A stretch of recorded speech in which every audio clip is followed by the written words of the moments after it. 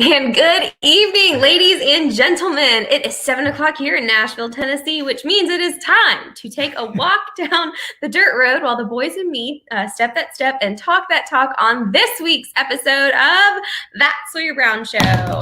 As always, you are joined by me, Madison, Mark's firstborn and favorite daughter, and the rest of the incredible Sawyer Brown Nation. So grab a strong glass of iced tea, settle in, and get ready because look who is here with me. I'm here. Hobie. I've materialized out of nowhere. And where's your wayward father?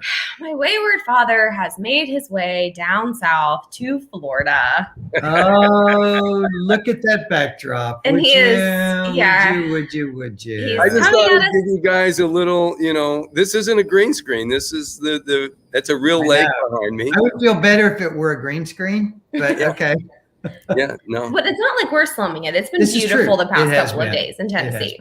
Yeah. Yes. So, y'all, we have a really exciting show for everyone tonight. I'm really excited about it because we are going to be talking about one of, truly and honestly, I would say, like, at least from my perspective, what the song that everyone talks to me about, which is The Walk.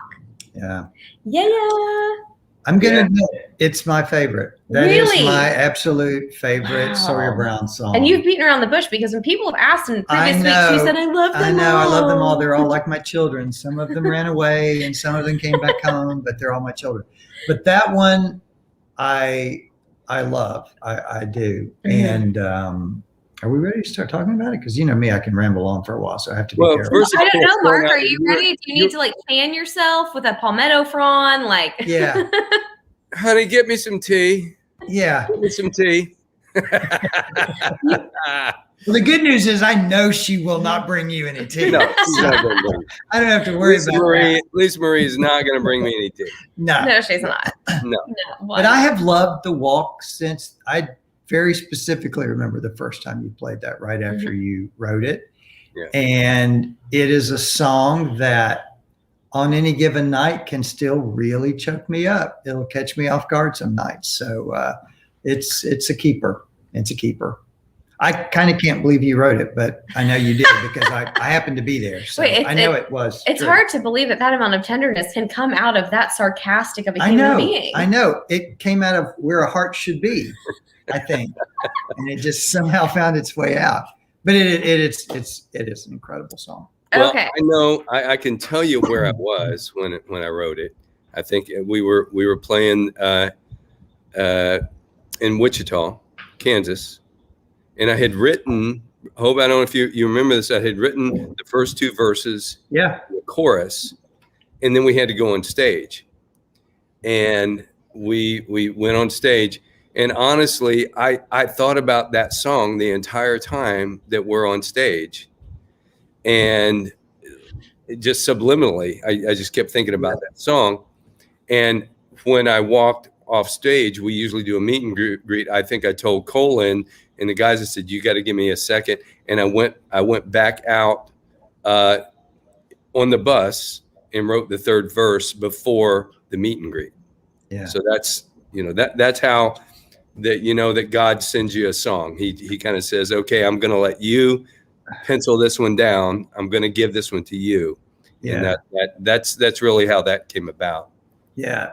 And then we cut it a couple of times. Remember, we did the demo, first demo here, and the incredible Sam Bush came over, a buddy of ours, the amazing Sam Bush, and played mandolin. And I remember after cutting it, Sam was like, "Oh man!" And Randy Scruggs played.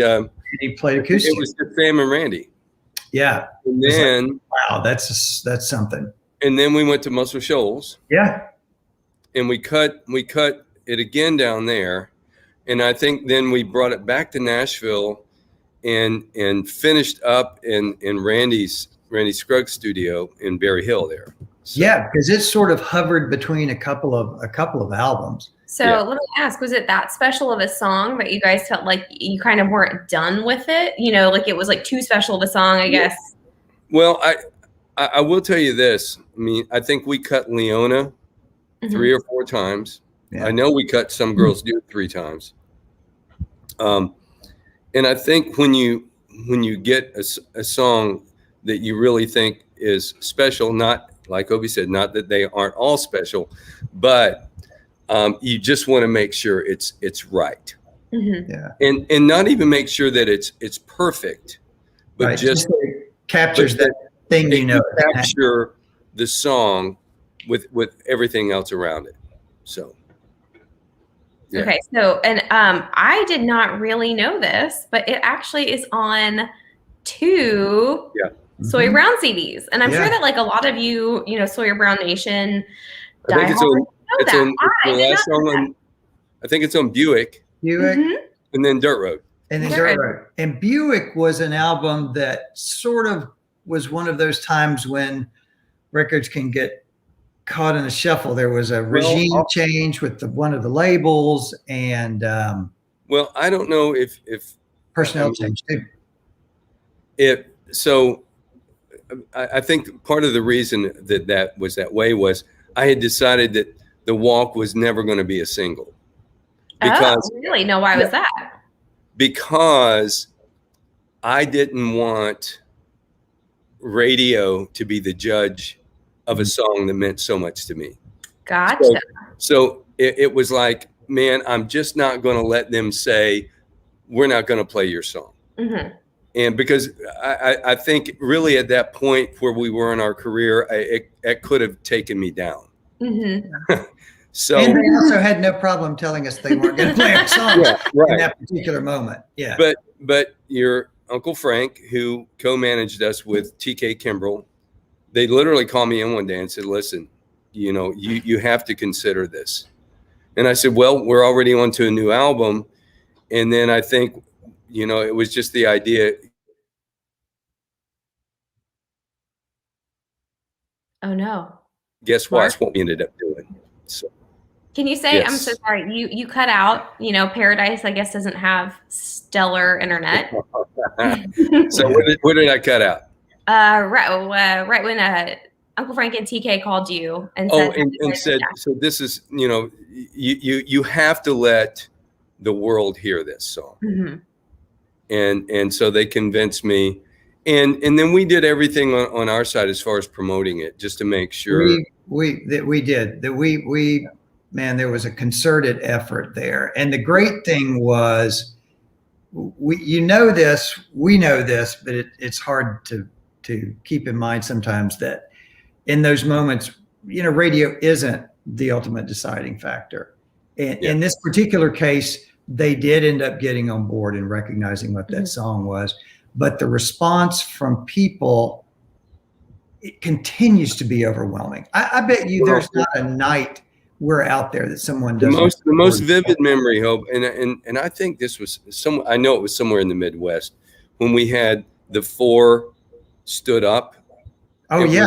It was the great grandfather, the grandfather, the father, and he was holding his maybe. Stop it. I'm telling you, man. And we started playing The Walk. Yeah. And they all stood up. And I know there wasn't a dry eye on stage. Yeah. Because we were just sitting there, and it's like we were in the middle of the farming country. It was maybe Iowa, and they had come and they came back after the show, and the son had said to me, he said, you are the only band that me and my dad like together, and The Walk is our song.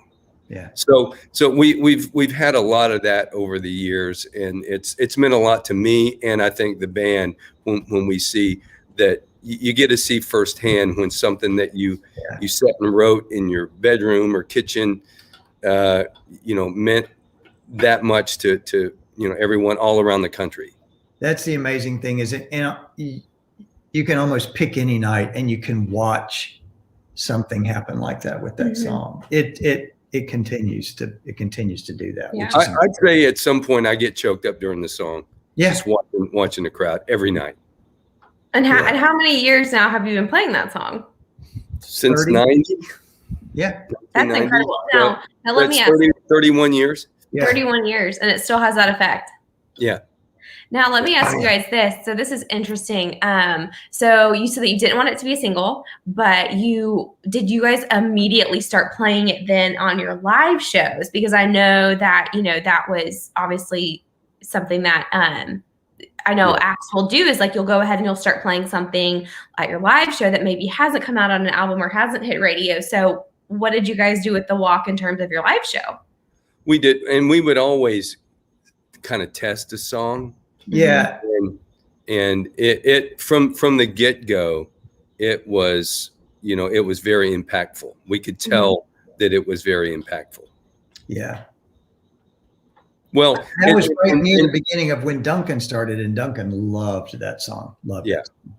Yeah. Okay, well, I think without further ado, it is time for what is personally my favorite part of the show, which is Mark and Hobie react to something they have not seen in darn near 30 years, and that would be the Walk music video. Oh, here we go.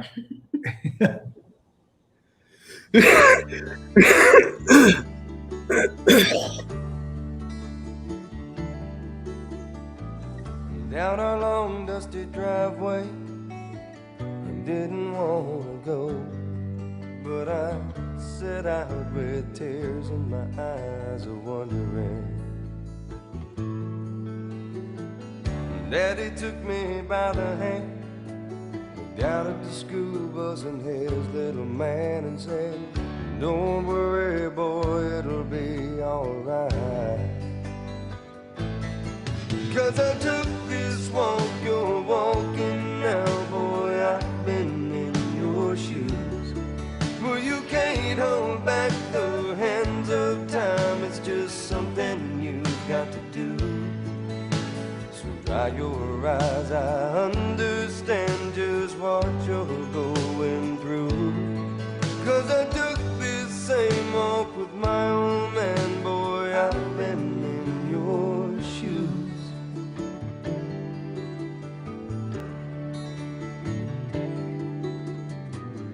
Down our long dusty driveway, I set my mind to go. Well, I was 18 and wild and free and no wondering.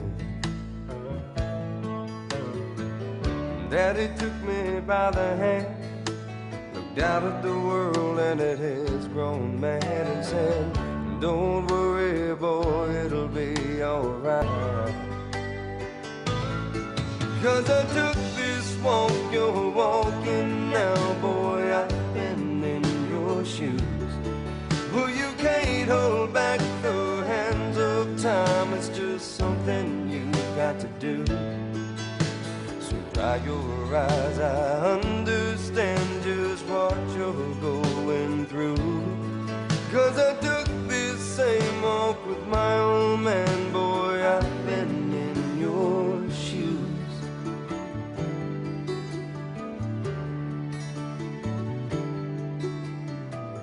Down our long dusty driveway, this time we both would go. Well, he had grown old and gray and his mind was a-wondering.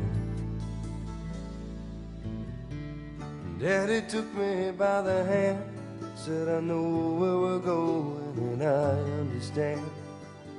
Don't worry, boy, it'll be alright. 'Cause I took this walk you're walking now, boy, I've been in your shoes. Well, you can't hold back the hands of time, it's just something you've got to do. So dry your eyes, I understand just what you're going through. 'Cause I took this same walk with my old man, boy, I've been in your shoes. Yes, I took this walk you're walking now, boy, I've been in your shoes.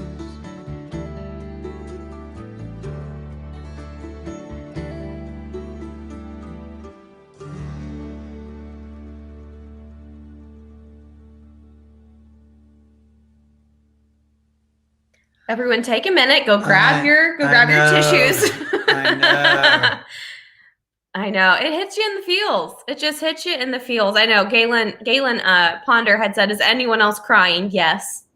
I'm sure a lot of other people are. And that was our first video with Mike Solomon. Mike, yeah. So that was the beginning of that great relationship. Woo. Well, you know, and and Hobie has said this before in the videos. A lot of times we'll do our part, and then we go off and they'll film for. I think that video was shot for 2 days, and when we saw the finished product, I mean, we were just like, it was unbelievable. Yeah. Did you guys know like what it was gonna be beforehand, or was this kind of one of those first relationships where he was like, "No, trust me, I have this"? Well, he had a storyboard. It was a little more spelled out. Yeah. Okay. But it's different when you really see it come to life like that. And all my concern, the detail. Yeah. And I had forgotten about that.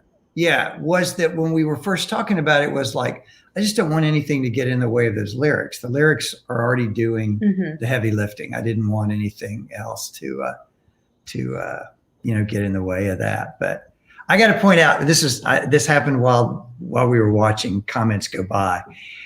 And there's one from Marcus, You're Gonna Die, Quint McPhail. Oh my goodness. We talk about fathers and sons. Quint's dad, Herbert, in Jackson, Mississippi, befriended us. Yes. Painted our school bus for us that had been previously home painted by us. And it looked like it, and fed us and came to, I don't even know how many shows at the Ramada Inn in Jackson, Mississippi. So that's like an awesome name to see go by there. It's like, oh yes. Yeah. Herbert was incredible to us, and we had people like that all along when we were first coming up that really just took us under their wing, and Herbert was one of those special people, and he sure was. God rest his soul, and I know Herbert is looking down on us right now, just enjoying this. Yes. Wow, indeed. this song is making both of you weirdly sentimental. I know. I mean, y'all, it does things to people. I can tell you, the first night we went to Herbert's house and he was going to feed us. We had Sunday nights off at the Ramada Inn. We get there and it's steak. And I look over at Mark and I'm like, it's steak. It's steak. Like, I can't remember the last time we would have had a steak.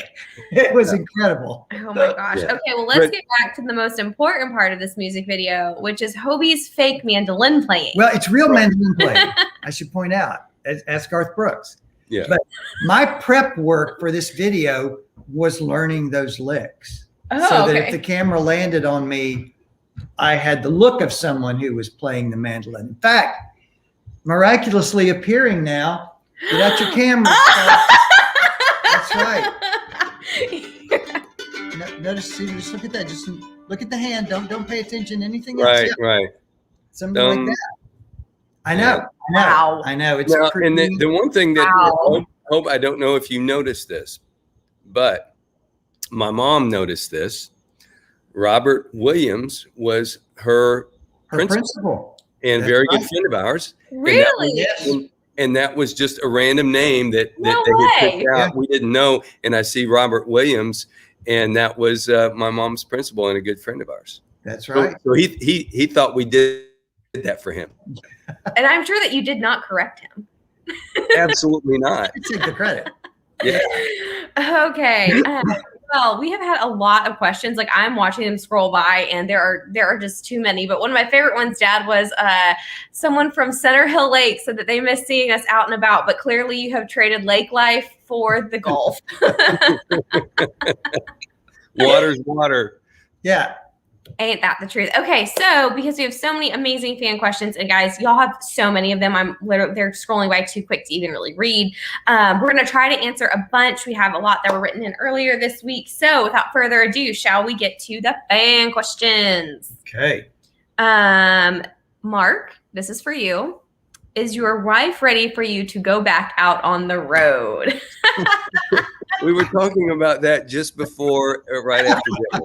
So yes, she is. Yeah, I think everybody's ready for me to get back on the road. Yeah. I will second that. I'm just the guy who picks up the garbage is saying, "Hey, dude, you got to leave." Ooh, Ellen Fuller. What is the strangest things you guys have autographed over the years? That's a good one. Oh, I've got it. What do you say? You didn't blink. Toilet seat. Toilet seat. No, dude. Do you not remember when the kid came back and he's got his 3 buddies. He has taken the hood off of his truck. Oh, there's that. And yeah. they have carried the hood of his truck to the meet and greet. Yeah. Okay, here's the thing: is that you did not even get a second in before you said toilet seat. You don't get that a lot. So between that and the hood of a car, I mean, I know. We signed diapers. We have signed diapers. Yeah, we have. That seems like a waste of a doodle. I just said about the toilet seat. Please tell me no one has sat on this yet. That's all I'm asking. Was it a new one? It was a new. Well, they told me it was a new one. I'm hoping that was in fact true. Wow. That there was no way to check. No. I was about to say, unless you saw that thing come out of cellophane. Yeah, right. I know. Roxanne wants to know: have y'all ever gotten really tired of each other? Oh. Yes. Well, speaking of not blinking, yeah. Absolutely. I won't talk to them on the bus. I don't even let him talk. Yeah, to them. he's I don't know, like I don't want is that because he thinks he's a prima donna or because he can't hear? It's like he's some chicken fried Yoda sitting over there waiting to. I'm the king of the band. You know, I've gotten into watching like the throne and everything, and so I'm the king of the band. It's good that you think that. Okay, so let's go down this. Then what is your motto? He's a court jester. He's sitting there beside you. I saw that going worse, so I'll take that. I was going to ask what your motto would be, for like the how. I'm not even going to go there. No, we don't need to know. No, we don't need to know. I'd love that. Don, this is really cool. He says that he saw you perform not long after you had performed your 3,000th show. What is the show count to date? So the 3,000th show was what, in 1997? Well, it was in Salt Lake City. It was in Salt Lake City, and it would have been. It was 22 years ago. And I know why, but I'm not. Oh, I do know why. Yes, that's right. That is true. It was exactly 22 years ago. Because it was. And you were there, Madison. You were there. Oh, I was. You surprised you and your mom and your brother surprised me. That's right. Yeah. There we go. I was there. You were there, and I remember this at one point. John Stockton and Carl Malone had come back to say hello. They were. Oh wait, I know this show. Yes. That's when I played keyboard with John Stockton. Yes. Yeah. I remember this show. Okay. And Stockton's wife went, just so you know, he's not going to take it easy on her just because she's like 8. It's not going to stop it. I don't even think I was 8. I think it was like 7. Yeah, no, I remember that. Yeah. Oh, I don't remember that it was your 3,000. I remember you guys surprised me because I put the key in the room to go in, and I opened the door and the chain is locked from the inside. And I'm thinking, oh my gosh, and I can hear Gunnar going, "Mommy, mommy, mommy." And I'm like going, that sounded like Gunnar. And then she opens the door, and it was, a big surprise because it was the 3,000th and so. Well, that's like kind of a big deal, I guess. Yeah. But we are approaching. It's somewhere between 5. We're approaching 6,000. If that was 22 years ago, I'm just thinking that was 22 years ago. I think that you guys have to be over 6,000. That's my guess. Okay, Ground Nation, let's take a poll. Should I go back? Because I'm going to have to hand count all of these. Should I go back and count all of them? It's a lot of counting, sister, because I had to count up to the 3,000. So should I do it? Do you think I should do it? We did. A couple summers ago, maybe 3 or 4 summers ago, we were over 5,000. So, oh my goodness, you guys have got to be close to. Okay, someone just put in a number 7,237. Kent, I have no idea how you got that. Please give us your. Yeah, I like your math. Yeah. I like your math. Yeah. You might have to submit your work. And that very well could. That very well could be. Yeah. Okay. I have no idea. Well, we're getting a lot of people that say that I should go back and find out. So count them up. I did not do that well in math, much to my grandmother's chagrin. I will attempt it, y'all. I will attempt it. This is a good one. Sally wants to know, what is the most difficult song to finish writing? Not that started writing, but to finish. Well, now, I don't know so much difficult, but Drive Me Wild went through a process to get to where it ended up. It kind of came out in sections, and we thought, oh, it's done. Mm-hmm. And then, no, it wasn't. So it sort of went through some. The second half of the chorus was actually written after we recorded it. Oh, no way. Yeah. Yeah. And it was the first time that digitally we had recorded digitally, and we were able to go and just record the second half of the chorus and edit it into the song. So when you hear Drive Me Wild, that second half of the chorus is actually digitally edited in. Look at you guys getting all technologically savvy. Ooh, okay. Oh, well, we love you too. Sorry. Sue wants to know, how did you guys get the name Sawyer Brown? We originally had been called Savannah. It was the first name of the band. And prior to what, a month of getting on Star Search? Yeah, it was right before that. And we wanted it to sound like a person's name. And we would sit around and just compile lists of names. And if somebody hated it, it got tossed. And so the list kept getting smaller and smaller, and Sawyer Brown kept making the cut. And I was wanting Riders of the Murfreesboro Bus. No, what can you tell me? But that got shot down. Ernie in the Tennis Shoe Ernie. Ernie. I know that was close. Yeah, that one, it was very close to being Tennis Shoe Ernie. I'm just really glad that it ended up being Sawyer Brown. I think it's all worked out. I know. I think so too. And besides, our dear friends in Bellevue now have I know. We started out with a street name for us. I like it. Okay. Jenny says, Mark has never done a real country style duet with a female singer. But if he did, who would he want to sing it with? Yeah, I don't think you've ever done like a compilation, like collaboration kind of duet with anyone. Mark, what do I want to have happen? You know the answer. He wants me and Loretta. Yeah. He wants me and Loretta. I want to do the Opry one night and Mark and Loretta to do Louisiana Woman, Mississippi Man. That's all I'm saying. Yeah. It's a small request. It's a small request. Yeah. Loretta loves your daddy. I know. I would say, this is my question, guys. I would say Patty Loveless. Oh, solid choice. Solid choice. Now, would you want to do something that you've already cut, or would you want to do a new song with her?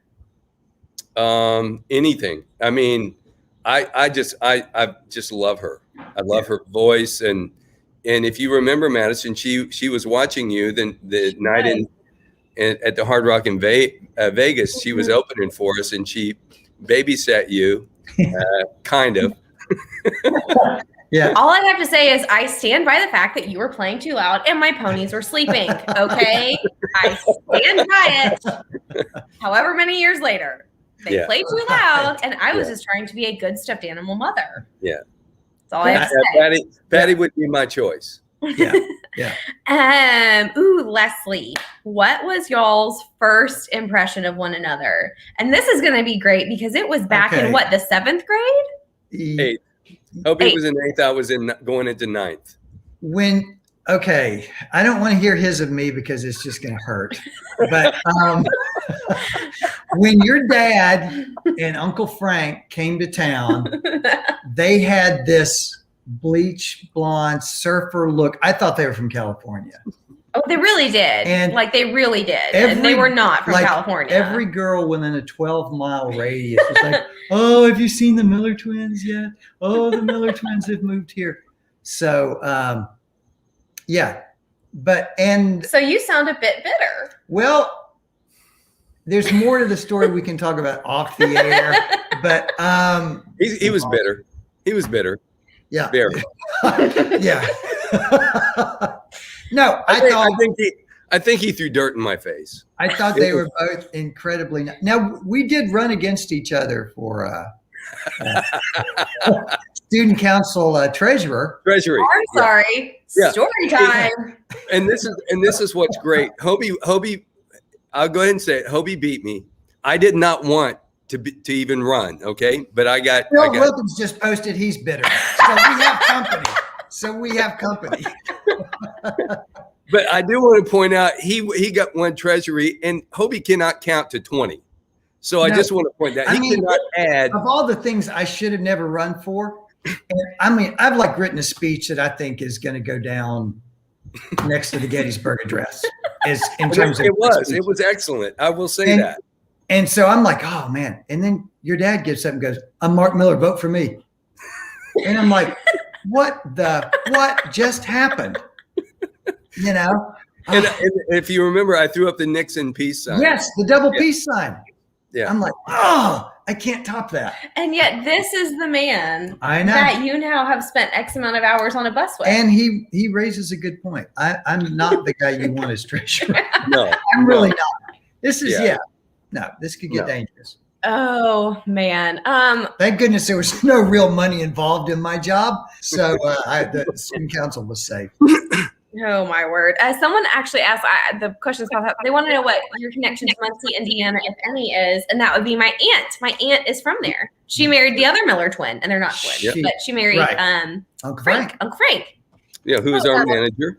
Yep. Yes. So that is the Muncie, Indiana connection. And she met Frank when we were opening for Kenny Rogers. That's right. That's right. We played Muncie almost, I think, twice in that 1 year. Opened for Glenn Campbell once, and then for Kenny Rogers. I like it. Cindy wants to know. Oh, now this is going to be a hard one. I know what my answer is going to be. Okay. She wants to know what is the best barbecue and best Mexican food out on the road. Wow. I feel like that's a loaded question. Maybe we should only answer one.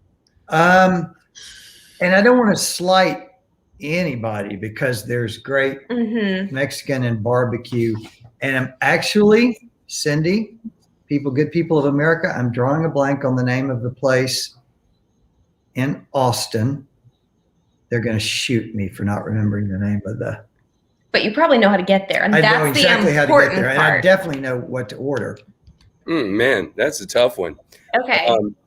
Joe T. Garcia's, guys. Joe T. Garcia's. The offshoot, Esperanza's. Esperanza's is from. You know that Esperanza is part of Joe T. Garcia's, and that's why we like it so much. Yeah. So that's my favorite Mexican. Favorite barbecue. Man, I got to go with Martin's in Martin's here.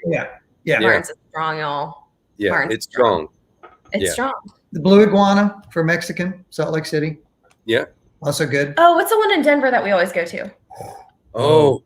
Yeah, that one in Denver's really good. Yeah. Downtown, it's got like a real simple name, like Yes. like El Diablo or something. Yeah. Yes, Phil, Franklin's Barbecue. Awesome. Oh yeah, That's also Franklin's. good. You know it burned down. What? I'm sorry, I didn't tell you that. Shh. Oh man. I better crank up some Loretta to get me over this. Ooh, what is the worst bit of showbiz advice you have ever received? Wow. I know. I wish I could give you the exact quote for the best one. Oh, Phil says logos. We had a photographer, the very first photo shoot we ever did, who said, how much, I can't really say it, can I? You can't say it. Smile or you're going to look like something. You're going to look funky. Like, a slang word for crap. Or poop. Yeah. Smile or you're going to look poopy. And you know what? It's true. The best, I want the best advice that we got was a guy, a country comedian named Elmer Fudd. Elmer Fuddpucker. And he said, just smile. That's all they want. And he was absolutely right. Yep. I like this day, advice. The fans just want to see that you're having a good time, and he was absolutely right. He was right. That's a great piece of advice for, I think, a lot of things, probably. I also remember that Elmer sold something at the merchandise table called Elmer Fuddpucker's Boogie Britches. That's another memory I have of that. Elmer Fuddpucker. I got a lot of them, folks. You just look weird with them on. That's all. Well, I just wish you hadn't bought them. Bought them. I still got them. I can't take them anywhere. Y'all, I feel like I come into this segment with such good intentions. I have questions typed out. I am perusing the comments on the side, and it just devolves. Always. We just take a hard one. Funny how that works that way. Somehow we're on Elmer Fuddpucker's britches. Okay. Can we please get back on target? Thank you. Okay. Well, I now have to ask this question, and yet we are going to make another hard left. I can feel it. Chet wants to know, what is the weirdest or most memorable moment you've had during a meet and greet? Well, the toilet seat's pretty high up there because that was during a meet and greet. Yeah. Wow, that's a tough one. Ooh. Because and I would say that's tough because everyone at meet and greet is just really, really nice. Yeah. And they they want a picture, and they want an autograph, and they're really pretty quiet. I mean, when they come backstage, and if they've had a little bit too much to drink, they're not allowed backstage. So yeah, but enough about the band. Actually, let me which Chet. Oh, you know what? If that's Chet White, that's 3 generations of wow, that have been. Yeah. And the coolest thing for me about meet and greets is you get to hear people's stories, and that's where a lot of the things about the walk or the dirt road or any number of songs will come up, and that's, to me, man, that's the best part. That makes up for the toilet seat, even if the toilet seat wasn't. The toilet seat. That's amazing. Someone wants to know, Melody wants to know if she can get the backstory for the song and video One Less Pony. Oh, wow. No, you know what? Save it. Okay. Save it, shelve it, save it. Okay. All right. Melody, you're just going to have to wait for that one. Yeah. Okay. Because there are stories there. Josh wants to know, what shows are you watching currently? Pick one. 30 Rock. Because I've been in the mood to do some laughing. I have been watching 30 Rock. 3rd season of Formula One. Yes. Yeah. Solid choice. The new Formula One season has started, and as you know, Madison, your brother Gunnar, and I are very, very seriously, as Hobie is now too, and Nathan I am too. I feel like I'm cheating on NASCAR, but your mother is into it now. She's like asked me all kinds of questions, and I feel like she's watched all 3 series now. So she's Formula One. Yeah, she's in. And y'all, if you have a toddler boy, I can actually turn it on Saturday mornings, and Jack will sit there and go, watch the cars go around. That's he right. loves it. He loves cars. Loves it. He really does. He loves cars. So yeah, it's perfect. He sits there and goes, go. Which is what you would say. I'm like, well, buddy, that is what we're trying to do. That's the gig. I am watching a series called Turn on Netflix that is about the American Revolutionary War and a spy ring, and it's all true. Oh, cool. Yeah, it's a crazy thing that's like, it was actually true. So that's what makes it really interesting. Turn. I think Hobie was there. I was there. Yeah. Wandering around with my mandolin. Yeah. Were you playing? I was, yeah. Playing Revelry? I was right behind the fife and drums. Oh my God. I get blocked out in the photos. The paintings crossing the Delaware with the little mandolin boy. Oh my word. Oh, Debbie wants to know, who is the best cook on the bus? None of you. I will go ahead and answer that for you, Debbie. No one. I would say Joe Smith, within the band, Joe Smith. But none of those culinary talents make it onto the bus, which is the point. Oh yeah. Now cooking on the bus just doesn't happen. Yeah. No, the microwave, as we have previously said, is used for Hobie trying to hide his food from everyone. And amazingly enough, hiding it in the microwave didn't work out for him. Yeah. Thank goodness I'm not one to hold a grudge. For more than 30 years. Julie wants to know, what's the coldest outdoor venue you've ever played? Oh, Yellowstone. West Yellowstone. Yeah, we did a snowmobile rally two nights in a row. 24 degrees on stage. Yeah. 24? 24. It was bitter. I mean, I almost felt bad for the guitar players. Almost. Yeah. Because if you were capable of feeling bad, you would have. Yeah, exactly. Yeah. It was brutal. Crazy. And the first night was really cold. I had so many layers on. This was all you saw of me was my eyes. And the second night, made the first night look like the tropics. It was blowing snow and just crazy. But what was the band Trick Pony that opened? Yeah. The dude played without a shirt on? Yeah. Yeah. No, he did. Ira. Yeah, he played without a shirt on. Yeah. That's next level. It's yeah. I wasn't gonna happen here. I looked like a mummy. I was so wrapped up. I had stuff going everywhere. But Dad, that's honestly that's relative because you look like a mummy when it dips below 50 degrees. I know. That's great. Yeah. I don't get very cold. I still don't. I mean, I'm worse about it now after having lived in Florida, but I would be little and I would be ready to go to school and be 45 degrees in the morning. So it's going to warm up to 60 during the day. And I'd be in high school and I'd be ready to go with flip-flops on because school and my dad would be over there literally looking like we were about to go ski Vail. Yeah. We're both going out to the same place to dinner. Yeah. So you saying that you're all wrapped up, I feel like it's. Have you got a vault this week?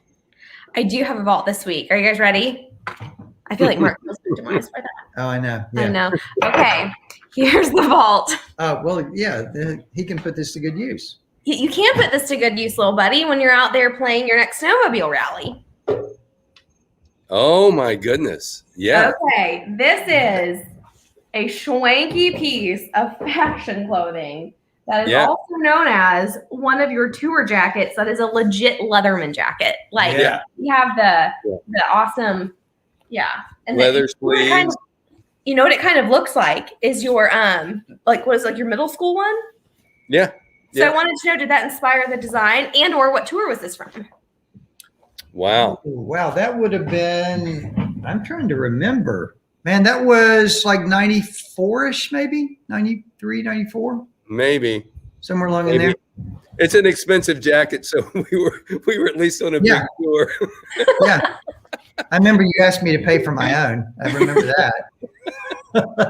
Okay, no. Here's your jacket. Here's the bill. No, do people still do tour jackets? Because when I was young, I remember that was a huge thing. Everyone did a tour jacket, and they were really nice jackets like this. But do they still do them? Is that a thing? I don't know. It's been so long since we toured. Yeah. I think so. We're going to do them this year. But who got tour jackets? Because they weren't for sale. No, all the guys in the crew and all the guys in the band. Yeah. And my grandfather had to have a tour jacket. I mean, he was not he felt like he was part of the band. He was. Yeah. So he got a tour jacket every time, and that's also who the walk was written about. So he got his own tour jacket every time. I have pictures of Pappy in that year of that tour jacket. Yeah. So, yeah. I mean, it's a good looking jacket, guys. I don't know why you don't bust them back out from time to time. It'll keep you warm, little buddy, when you're cold on those on those show stages. Okay, well, what is when are you guys gonna be able to get back out on the road? I'm gonna say June. We have, I think, an isolated date in May, and then I think once June comes, from there on out the rest of the year, it's a fairly typical schedule. I think I counted almost 60 cities. Yeah. Between June and the end of the year. We're going to be out there. Heck yeah, y'all. Okay, so everyone that has been asking all these questions about when are you coming back to my city, when are you coming back to my state, the answer is so soon that you have to remember to keep checking. Yeah, and we're about to do an update on that tour schedule. The crazy thing has been for us, literally every time you get ready to post one, something changes and a date moves. So this one, I think, is beginning to kind of settle in. So we'll have some. And a lot of shows haven't gotten canceled. They've just gotten rescheduled. So a lot of those rescheduled shows are coming back up if you had bought tickets sometime in 2020 or earlier this year. So please keep checking back the tour schedule. You guys can find all the updates on the Facebook page, Sawyer Brown. Make sure to like the Facebook page. That way you guys can get notifications about all the those date changes, as they get changed on there, if you've liked the page, you will get notified about it on your little Facebook notifications. You can also, as always, go to SawyerBrown.com. That's where we have a full tour schedule with everything and a lot of fun merchandise. And we are going to be doing a couple fun special throwback things this summer Cool. that we'll be talking about in some upcoming weeks. I think y'all are going to be really excited about some things I have up my sleeve. Nice. In terms of some retro stuff. I know someone was asking about retro vinyl. Oh, yeah. Somebody did a couple times in this past week. Somebody's asked about that. I wish the rights to that belong to the label, but so I don't know about reissuing vinyl, but I do know, I go into vinyl stores all the time, used vinyl stores. You can find a lot of as you pointed out, we went beyond vinyl with our 8-tracks. Really did. Yeah. And so you really can find it. There's a great bookstore in Nashville called McKay's Used Books, and they have a ton of vinyl, and I think they have a good Sawyer Brown selection in there. But also, we will be doing some fun retro throwbacks with other merchandise, so don't worry. Those of you that want your retro fix, you will be able to get it soon. Also, please make sure that you're keeping up again on Facebook and Instagram. And the YouTube channel. And the YouTube channel. Subscribe to that YouTube channel because we'll be posting content there. So please hit that subscribe and look at that graphic. Love it. Oh, yeah. Just click. Come on, subscribe. y'all. And then if you hit that little bell, that will alert you when there's new content that gets added. Yes. And as always, y'all, we have a very special little video for you guys as a little thank you to the Sawyer Brown Nation for being such wonderful fans for the past, I won't say how many years because it's a lot. And it is a new acoustic version of The Walk. So enjoy, y'all, and make sure to tune in 2 weeks' time to the next That Sawyer Brown Show. Good night.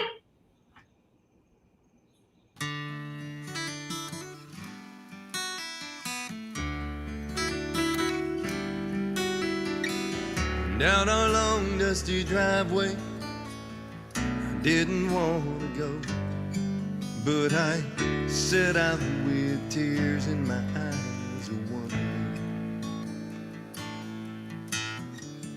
Daddy took me by the hand, looked out at the school bus and his little man and said, "Don't worry, boy, it'll be all right.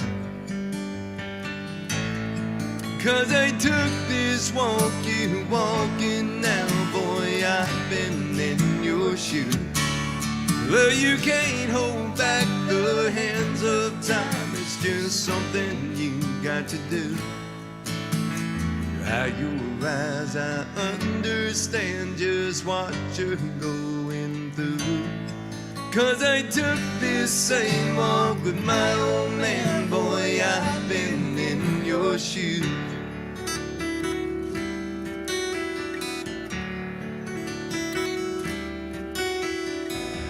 Down our long dusty driveway, I set my mind to go. Well, I was 18 and wild and free and a wonderland. And Daddy took me by the hand, looked out at the world and at his grown man and said, "Don't worry, boy, it'll be alright. 'Cause I took this walk you're walking now, boy, I've been in your shoes. Well, you can't hold back the hands of time, it's just something you got to do.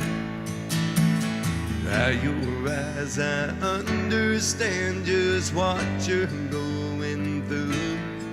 'Cause I took this same walk with my old man, boy, I've been in your shoes.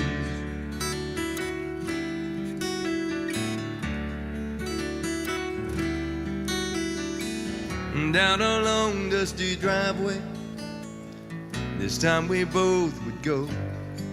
Well, he had grown old and gray and his mind was a wonderland.